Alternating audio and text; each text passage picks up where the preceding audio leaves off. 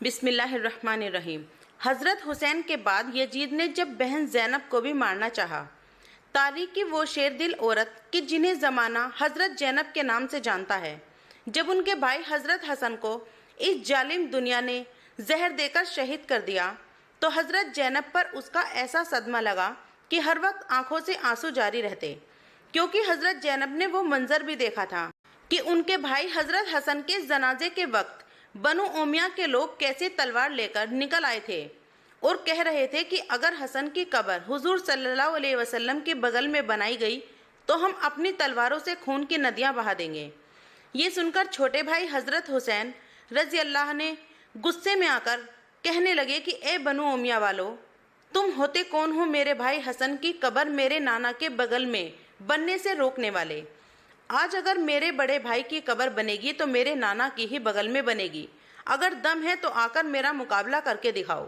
قریب تھا کہ حضرت حسین اور بنو امیہ کے لوگوں میں ایک جنگ چھڑ جاتی اور مدینہ کی گلیاں پھر سے صحابہ اکرام کے پاکیزہ خون میں رنگ جاتی، لیکن اسی وقت حضرت ابو ہریرہ رضی اللہ نے آ کر حضرت حسین کو سمجھایا اور کہا کہ اے حسین، کیا تمہیں اپنے بڑے بھائی حسن کی وہ وصیت یاد نہیں جو انہوں نے وفات کے وقت کہی تھی کہ اگر نانا کی بغل میں قبر بننے پر کچھ لوگ مخالفت کریں تو لڑائی جھگڑا مت کرنا، بلکہ مجھے میری امی حضرت فاطمہ کے بغل میں لے جا کر دفنا دینا۔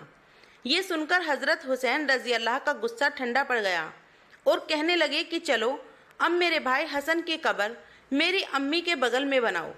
اور پھر شام ہوتے ہوتے حضرت حسن کو جنت البقیع میں ان کی اماں حضرت فاطمہ کے بغل میں دفن کر دیا گیا۔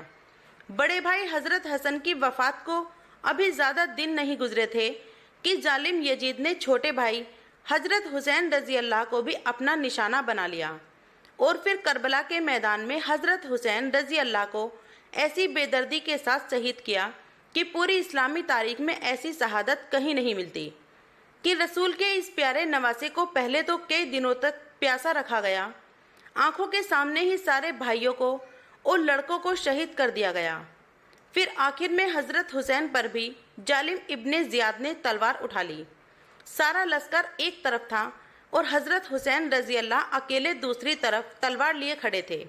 حضرت زینب کربلا کے میدان میں سجدے میں تھی اور اللہ سے رو رو کر دعائیں کر رہی تھی کہ اے میرے اللہ، میرے بھائی حسین کی مدد فرما، لیکن شاید قدرت کو کچھ اور ہی منظور تھا، اسی لیے لڑتے لڑتے ظالم فوج نے حضرت حسین کو بھی شہید کر دیا اور ان کا سر کاٹ کر نیزوں پر لٹکا دیا۔ حضرت حسین رضی اللہ جس وقت کربلا کے میدان میں دشمن سے لڑنے جا رہے تھے تو اپنی تلوار کو ایک پتھر پر تیز کرتے ہوئے بہن زینب کو اپنے پاس بلایا اور کہا کہ اے میری بہن، اگر آج لڑتے لڑتے میں شہید ہو جاؤں تو میرے بچوں کا خیال رکھنا اور ہو سکے تو ان دشمنوں سے میرے پیارے بچوں کے لیے پانی مانگ لینا، شاید انہیں میرے بچوں پر ترس آ جائے اور وہ انہیں 2 گھونٹ پانی پلا دیں۔ حضرت زینب نے جب یہ سنا تو رو رو کر برا حال ہو گیا، لیکن حضرت حسین اس وقت تک کربلا کے میدان میں جا چکے تھے۔ اچانک تھوڑی دیر بعد حضرت حسین کا گھوڑا جلجنا دوڑتا ہوا بہن زینب کے پاس آیا۔ وہ گھوڑا خون میں لت پت تھا، اس کے جسم پر تیر لگے ہوئے تھے، آنکھوں سے آنسو جاری تھے اور وہ ایک خاموش زبان میں بہن زینب سے کچھ کہہ رہا تھا۔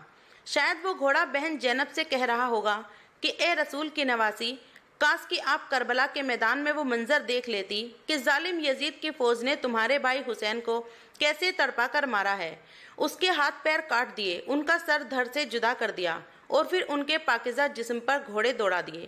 حضرت زینب نے جیسے ہی اپنے بھائی حسین کے گھوڑے جلجنا کو تنہا اپنے پاس دوڑتے آتا دیکھا اور اس کے جسم پر لگے تیر اور تلواروں کے نشان دیکھے تو سمجھ گئی کہ باہر کربلا کے میدان میں ان ظالموں نے میرے بھائی حسین کے ساتھ قہر ڈھایا ہے۔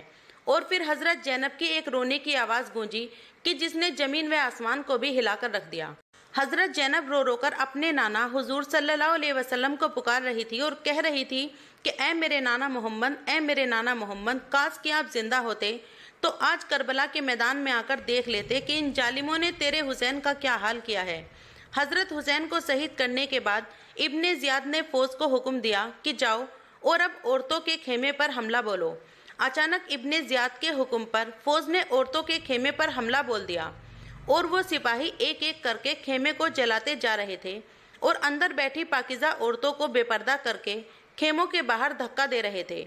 अचानक उसी वक्त एक आवाज़ गूंजी कि ए फौज वालों, अपनी जगह पर रुक जाओ, खबरदार जो तुम एक कदम भी आगे बढ़े। क्या तुम्हें नहीं पता कि अंदर अहले बैत की औरतें बैठी हैं? दोस्तों, ये आवाज़ करबला की शेरनी हजरत जैनब की थी। लेकिन उस जालिम फौज ने नबी की इस नवासी का भी एहतराम न किया और अंदर घुसते चले गए। हजरत जैनब नबी की वो नवासी थी कि जिनकी आवाज़ तक किसी गैर महरम ने ना सुनी थी। लेकिन आज करबला के मैदान में यजीद की इस जालिम फौज ने नबी की इस नवासी को भी बेपर्दा करके मर्दों के सामने ला खड़ा किया।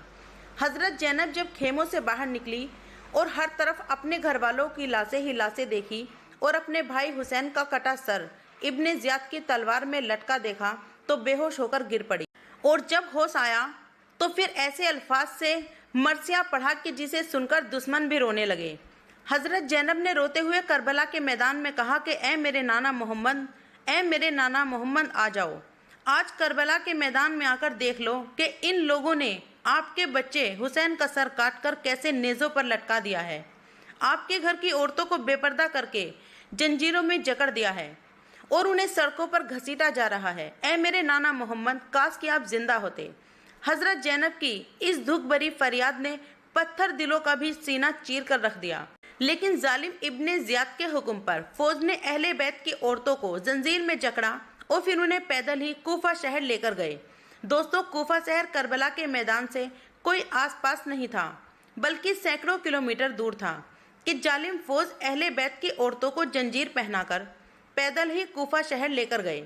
इब्ने ज़ियाद की नज़र जैसे ही हजरत हुसैन के लड़के हजरत जैनुल आबदीन पर पड़ी तो हुक्म दिया कि इस लड़के की भी गर्दन काटकर नेज़े पर लटका दो। इब्ने ज़ियाद के हुक्म पर शिमर आगे बढ़ा और अपनी तलवार निकालकर हजरत जैनुल आबदीन को शहीद करना चाहा। लेकिन हजरत जैनब ने जैसे ही शिमर को तलवार निकालते देखा तो दौड़कर अपने भतीजे हजरत जैनुल आबदीन के ऊपर जाकर लेट गई और कहने लगी कि ए जालिमो, क्या अभी तक तुम्हारी प्यास नहीं बुझी? तुम रसूल के घर वालों का कितना खून बहाओगे? सिमर ने बहुत कोशिश की, लेकिन हजरत जैनब ने अपने भतीजे हजरत जैनुल आबदीन को कत्ल न होने दिया और कह दिया कि ए जालिमो, अगर तुम मेरे भतीजे को कत्ल करना चाहते हो तो पहले मेरी गर्दन काटो। आखिर मजबूर होकर इब्ने ज़ियाद ने शिमर को रोक दिया और कहा कि इन सभी को कूफा लेकर चलो। तमाम अहले बैत को पैदल ही बेड़ियों में जकड़कर कूफा ले जाया गया और फिर वहां से पैदल यजीद के महल दिमशक में ले जाकर जालिम यजीद के सामने पेश किया गया। यजीद ने जब हजरत हुसैन के कटे सर के साथ बेहुरमती करते हुए अपनी छड़ी से उनके होठों पर मारा तो ये मंजर देखकर एक बहुत बूढ़े सहाबी तड़प उठे और खड़े होकर कहने लगे कि ए जालिम यजीद, हुसैन के होठों से अपनी छड़ी हटा लो। मैंने इन होठों पर प्यारे रसूलुल्लाह सल्लल्लाहु अलैहि वसल्लम के होठों को लगाते देखा है। उन सहाबी की बात सुनकर यजीद इतने गुस्से में आ गया कि कहने लगा कि ए बूढ़े दादा, शुक्र मनाओ कि तुम बूढ़े हो गए हो, वरना अभी अपनी तलवार से तुम्हारी गर्दन उड़ा देता। दिमशक पहुंचने के बाद यजीद भी इन अहले बैत के साथ कुछ बुरा सलूक करना चाहता था, लेकिन हजरत जैनब के दिल चीर देने वाले खुतबों ने पूरे दिमशक को हिलाकर रख दिया और करीब था कि हजरत जैनब के खुतबों की वजह से यजीद के अपने ही लोग उसके दुश्मन बनकर इस जालिम हुकूमत का तख्ता पलट देते।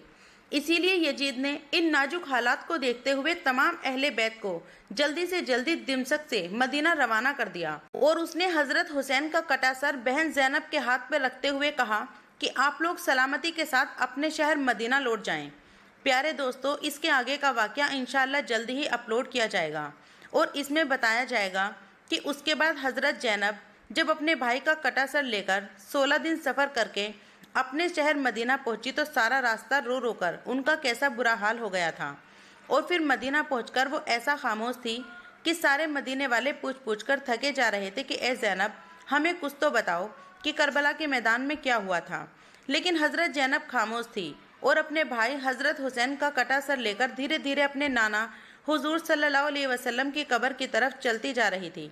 जैसे ही हजरत जैनब अपने नाना हुजूर सल्लल्लाहु अलैहि वसल्लम की कब्र पर पहुंची तो अपने भाई हुसैन का कटा सर नाना के कदमों में रखकर ऐसे अल्फाज कहे कि जिन्हें सुनकर सारे मदीने वाले बिलक बिलक कर रोने लगे। हजरत जैनब बहुत देर तक अपने नाना की कब्र पर अपना सर रखकर रोती रही और कहती रही कि ए मेरे नाना मोहम्मद, काश कि आप जिंदा होते। پیارے دوستو، اس سے آگے کا واقعہ انشاءاللہ اگلی ویڈیو میں بہت جلدی تفصیل سے بیان کیا جائے گا۔ دوستو، ویڈیو کیسی لگی کمنٹ کر کے ضرور بتائیے گا۔ ویڈیو پسند آئے تو ویڈیو کو لائک، شیئر، کمنٹ اور چینل کو سبسکرائب کرنا۔